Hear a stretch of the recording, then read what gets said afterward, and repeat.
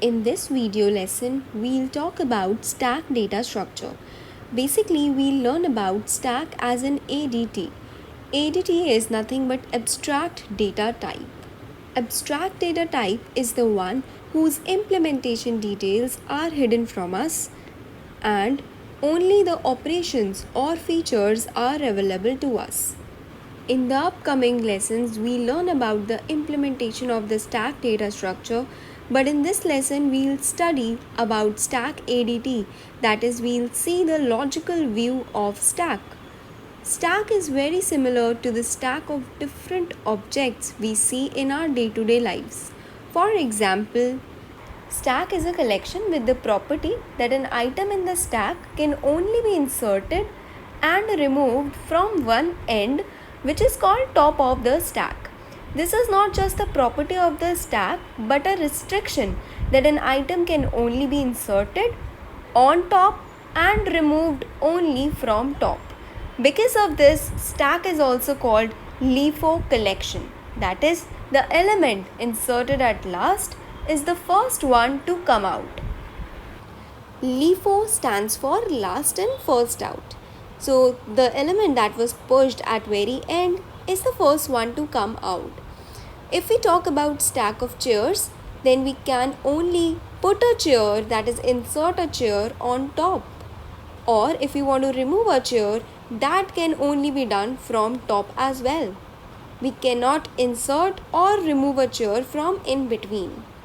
Likewise, if we talk about stack of bowls, then we can put a bowl, insert a bowl on top, and likewise we can remove a bowl only from top. Now let's look at the formal definition of stack ADT. So stack ADT is a list that allows all the data operations at one end only. At any given time, we can only access the top element of a stack. This feature makes it LIFO data structure, that is, last in, first out. Now let us look at the operations that we can perform using stack data structure. The first operation is push X. This operation helps us to push the given element X on top of the stack. The second operation is pop. This operation removes an element present on top of the stack. These two are the basic operations that we have. We have other operations as well. So let's see. The third operation is top. So top operation returns the element present on top of the stack. The fourth operation is empty. So this function returns true if the stack is empty, else returns false. So all these operations can be performed in a constant time or in order of one time. Logically, stack can be denoted like such a container where three sides are closed and one side is open, denoting that we will perform the operations only from one end. Now I'll write some operations and we'll see how they are being performed logically. So let's perform the push operation. Let's push the element 4 on the top of the stack. So element 4 goes into the stack. The top will point to 4. Now let's perform the push again. So let's push 6. So 6 goes in and the top now will point to 6.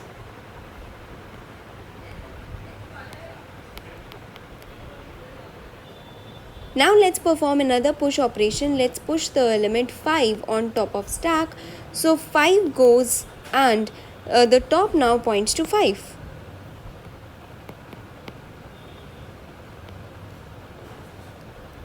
Now let's perform a pop operation. So when we perform a pop operation, the element present on top of the stack will be gone. And now top will point to 6. Now at this point, if we perform is empty operation, then it will return false to us because the stack is not empty. There are elements present. So let's perform top operation. If we perform top operation, it will return 6 to us because 6 is present on top of the stack. Now let's perform push operation. So let's push 7. Now 7 goes in and top will point to 7. Now let's perform pop operation. So 7 will be gone and top will point to 6. Let's perform another pop operation. So now 6 will be gone and top will point to 4. So we can perform the pop operation till the stack is not empty. So if we perform another pop operation, the stack will be empty. So this is pretty much how the stack data structure works. Now let us look at some of the areas where stack is useful. Basically, let's look at the applications of stack. Let's talk about the very first application of stack, that is recursion. Recursion is a process in which a function calls itself as a subroutine. So this allows the function to be repeated several times. Now it's nothing but a series of function calls, and when the called function has completed its execution and when we want to return back to the calling function to process it further, we take the help of stack. The second application of stack is undo redo. Undo redo is the most common feature of text editors or the browsers. So let's suppose I am present at some URL. Let's call that URL as URL1. Now if I go to some other page, let's say the page has URL as URL2. Now if I go to some other page, so let's say I go to URL3. Now if I want to come back to, let's suppose, URL2, so what do I have to do? So whenever I'm visiting some URL, I will save it on stack. So URL1, the first visited URL was URL1, then I visited URL2, then I visited URL3. Now let's suppose from URL3, if I want to go back to URL2, I'll simply have to remove the URL3 from top of stack, and this is gone, and I am back to URL2. Now if I want to come back to URL1, I will simply need to remove the element from top of the stack, and URL2 is gone. Now I am back to URL1. Now let's suppose I want to redo it. That is, I want to go back to URL2. How to do that? So this feature is carried out by we can use another stack. So let's see the complete process of undo and redo. So I am at URL1. Let's go to some other URL, that is URL2, and I place it on top of stack, the URL2. Let's call the stack as undo stack. So from URL2, I go to another URL, let's say URL3, and I put it on top of stack. Now I want to go back to URL2. So for this, we can keep another stack. Let's call that redo stack. Now if I am going back, so I'll be popping this URL3 out from undo, and I can simply put it on redo stack. So now if I want to go back to URL1, I'll simply pop this URL2 from undo stack and I'll place it on redo stack. So URL2 is basically gone. Now if let's say I want to come back to URL2, for that purpose I can simply pop URL2 from redo stack and I can push it back to undo stack.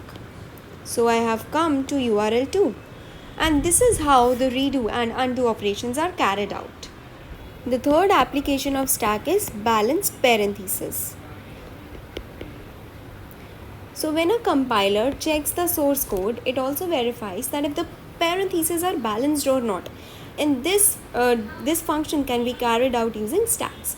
So what happens is that corresponding to each opening bracket, there should be a closing bracket at appropriate position, and this can be well verified using stacks.